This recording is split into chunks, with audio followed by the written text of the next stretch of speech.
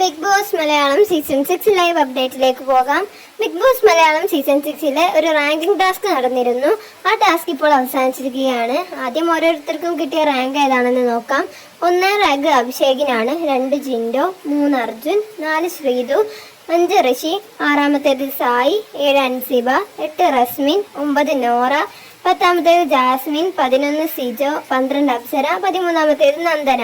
ഇങ്ങനെയാണ് ഓരോരുത്തരുടെയും റാങ്ക് ഇപ്പോൾ നിൽക്കുന്നത്.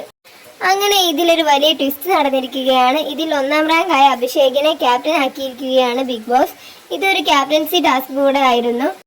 ഈ കാര്യം ബിഗ് ബോസ് ഇവരോട് നേരത്തെ പറഞ്ഞിരുന്നില്ല. പകരം ടാസ്ക് അവസാനിച്ച ശേഷം വെളിപ്പെടുത്തുകയാണ് ചെയ്തത്. ഇവരുടെ ഈ ടാസ്കിലെ പെർഫോമൻസ് നോക്കുകയാണെങ്കിൽ എല്ലാവരും നന്നായിട്ട് തന്നെ കളിച്ചിട്ടുണ്ട്. അഭിഷേകിന്റെ കൂടെ തന്നെ സിജോയും അപ്സരയും ഒക്കെ 1ാം റാങ്കിന് വേണ്ടി ശ്രമിച്ചിരുന്നു. പക്ഷെ അവർക്കത് കിട്ടിയില്ല.